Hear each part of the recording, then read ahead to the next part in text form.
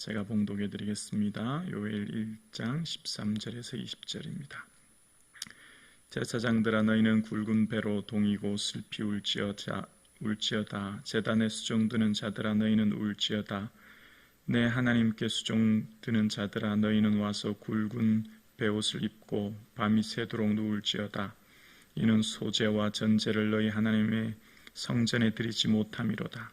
너희는 금식일을 정하고 성례를 소집하여 장로들과 이 땅의 모든 주민들을 너희 하나님 여호와의 성전으로 모으고 여호와께 부르짖을지어다. 슬프다 그날이여 여호와의 날이 가까웠나니 곧 멸망같이 전능자에게로부터 이르리로다. 먹을 것이 우리 눈앞에 끊어지지 아니하였느냐? 기쁨과 즐거움이 우리 하나님의 성전에서 끊어지지 아니하였느냐?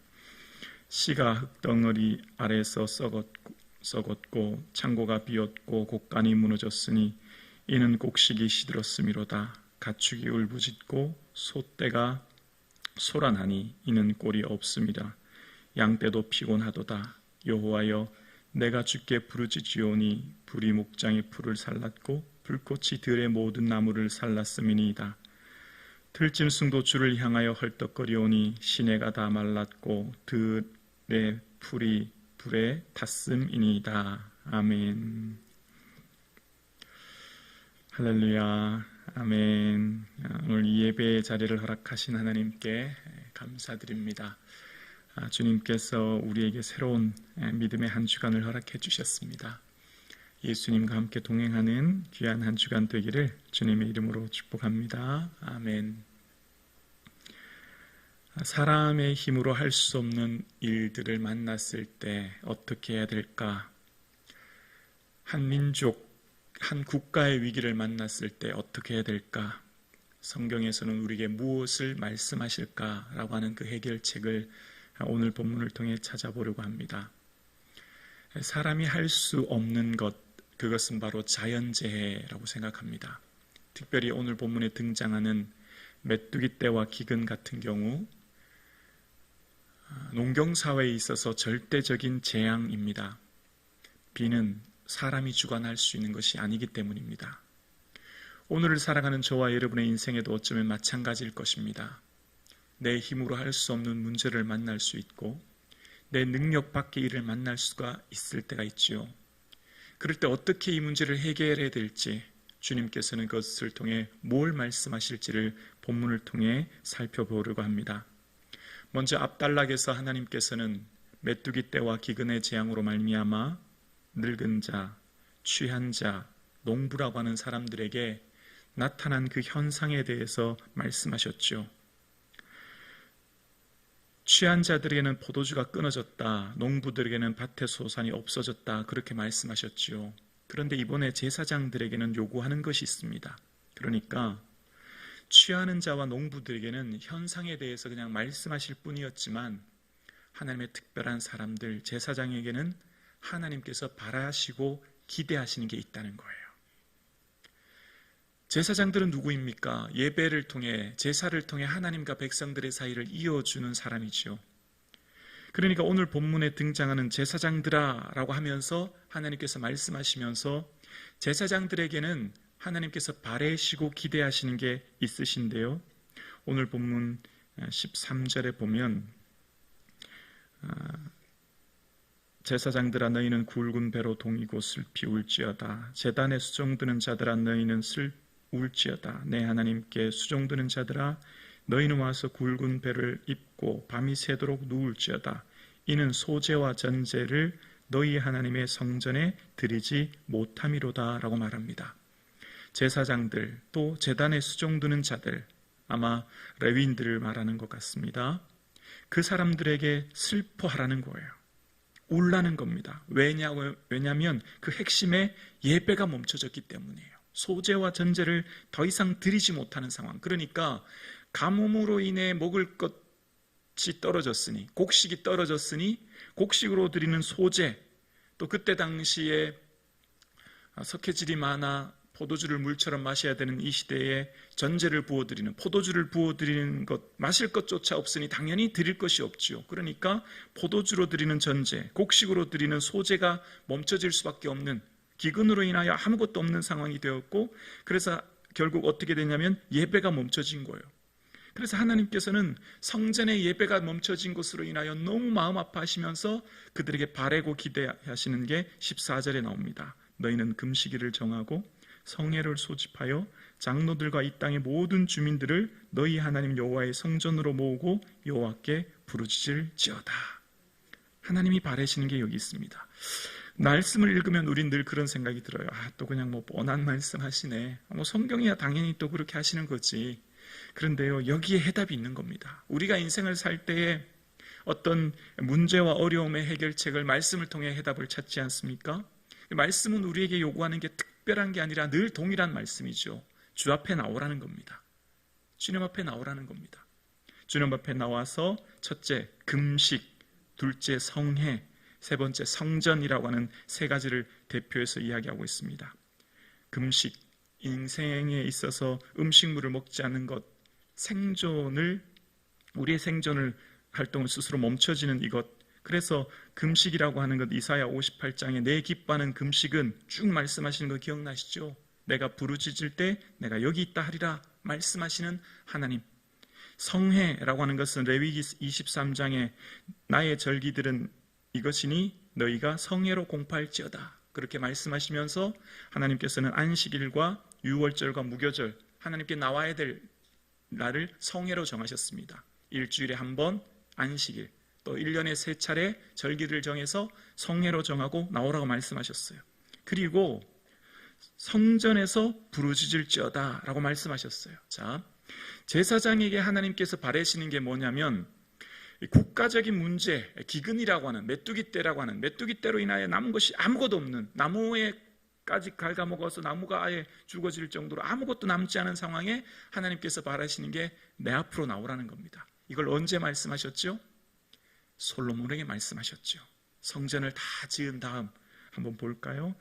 역대하 7장 11절 말씀 자막 한번 보여주실래요? 제가 한번 솔로몬이 성전을 다 건축하고 난 뒤에 하나님께서 솔로몬에게 하신 말씀이에요. 역대하 7장 11절로 16절입니다.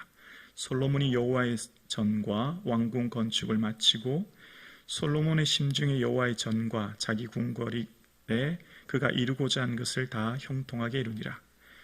밤에 여호와께서 솔로몬에게 나타나사 그에게 이르시되 내가 이미 내 기도를 듣고 이곳을 택하여 내게 제사하는 성전을 삼았으니, 성전이 된 겁니다. 13절에 혹 내가 하늘을 닫고 비를 내리지 아니하거나 혹 메뚜기들에게 토산을 먹게 하거나 혹 전염병이 내 백성 가운데 유행하게 할 때에 하늘이 닫혀서 어떻게 해요? 비가 멈춰지는 가뭄의 상태, 메뚜기로 인하여서 토산을 먹게 하는 병충해로 말미암아 어려움을 당하는 상황이 됐을 때 어떻게 하라는지 그 해답이 14절에 말씀하시죠. 내 이름으로 일컫는 내 백성, 하나님의 그 백성들이 그들의 악한 길에서 떠나 스스로 낮추고 기도하여 내 얼굴을 찾으면 내가 하늘에서 듣고 그들의 죄를 사하고 그들의 어떻게 해요? 땅을 고칠지라. 자, 여기서 잘 보셔야 됩니다. 하나님께서 솔로몬이 성전을 다 짓고 난 뒤에 솔로몬아, 너 기도 다 들었다. 너의 삶과 국가의 삶 가운데 가뭄이나 메뚜기 재앙이나 어려움이 있으면 이렇게 해라고 하시면서 스스로 겸비해서 내 옥을 찾아야 돼. 그러면 내가 하늘에서 그 죄를 사하고, 해답이 뭐냐면 그 땅을 고치는 거예요, 여러분. 자, 이게 왜 중요할까요? 됐습니다, 목사님. 가뭄, 해충, 전염병이라고 하는 국가적 위기를 만났을 때 주님 앞에 나와라. 그러면 주님께서는 그 땅을 고쳐주신다라고 말씀하셨어요. 여러분, 땅 자체로는 저주를 받거나 축복을 받을 수 있는 것이 아니죠. 하나님의 피조물이에요. 그런데 땅은 사람으로 말미암아 저주를 받습니다. 아담이 하나님 앞에 먹지 말라고 하는 선악과를 먹은 다음에 첫 번째로 하나님 하신 말씀이 창세기 3장 17절에 보면 땅은 너로 말미암아 저주를 받고, 땅을 먼저 저주하셨어요. 그리고 너는 내 평생에 수고하여야 소산을 먹으리라 라고 말씀하셨어요. 땅이 저주를 받았고, 그래서 가시덤불과 엉겅퀴가 나게 된 거예요. 누구 때문이죠? 아담이 범죄하여 땅이 저주받은 거예요. 그러니까 땅 스스로는 저주나 축복이 있는 것이 아니라 아담으로 말미암아 땅이 저주를 받게 된 거죠. 그래서 하나님께서는 누누이 말씀하신 게 있어요. 내 말을 잘 들으면 이른 비와 늦은 비를 너희에게 적당하게 내리고 곡식과 포도주의 기름을 얻으리라. 신명기 11장이에요. 말씀 잘 지키면 땅이 이른 비와 늦은 비로 곡식을 얻게 되고 포도주를 얻게 될 것이다 라고 말씀하셨어요. 땅 자체는 여러분 땅의 조건, 좋은 땅과 나쁜 땅의 조건이 뭘까요? 옥토와 광야의 조건이 뭐죠? 비예요, 비. 비가 잘 내리면 옥토가 되지만 비가 내리지 않으면 광야화가 되고 사막화가 되는 거죠. 제일 중요한 게 비인데 그건 어떨 때 내린다고요? 하나님을 명령을 잘 들으면, 말씀에 순종하면, 주의 뜻대로 살아가면 이른 비와 늦은 비를 적당하게 주어서 그 땅이 옥토가 된다는 거예요. 그래서 이후에 하나님 앞에 나와 기도하면 다음에 나오는 요엘서 2장에 이른 비와 늦은 비가 예전 같을 것이라, 요엘서 2장 23절 말씀이 회복의 말씀을 말씀하시는 겁니다. 그래서 하나님께서는 지금 백성들에게, 제사장들에게 요구하는 것이 성전에 나와 하나님께 부르짖어 기도하라, 그걸 말씀하시는 거예요. 땅을 고칠 수 있는 방법은 아무것도 없어요. 땅은 인간의 능력 밖의 일입니다. 땅을 우리가 인간이 어떻게 고쳐요? 비를 어떻게 오게 할 수 있죠? 우리가 어떻게 광야를 옥토로 만들 수 있죠? 우리의 능력 밖의 일이에요. 그런데 그 능력 밖의 땅의 일은 어떻게 해요? 하나님의 얼굴을 찾고 하나님께 구할 때 하나님께서 하늘 문을 열어주셔야 해결되는 문제라는 거예요. 우리가 인생사도 마찬가지입니다. 인생사에 내 힘으로 할 수 없는 게 너무 많아요. 내 능력 밖의 일들이 너무 많아요. 그런데 믿음의 사람들에게 하나님 요구하시는 게 뭘까요? 그 방법은 하나님께 있다는 거예요. 이 성전에 있다는 거예요. 엎드리라는 거죠. 주님 앞에 나오라는 거죠. 주님께 그 열쇠가 있다는 거죠. 다른 어떤 곳에서도 그 문제 해결할 수 있는 게 아니라는 겁니다. 그걸 오늘 우리에게 말씀하시는 거예요. 지난 시간 말씀드렸죠. 요엘서에는 어느 때인지 시기가 나와 있지 않아요. 어느 왕 때인지 시기가 없어요. 그럼 뭘 말씀하실까요? 모든 시대라는 거죠. 모든 시대. 이 말씀을 읽는 모든 시대 사람들, 한 시대에 국한된 것이 아니라 오늘 2024년 2월 사순절 보내고 있는 저와 여러분에게 말씀하시는 거예요.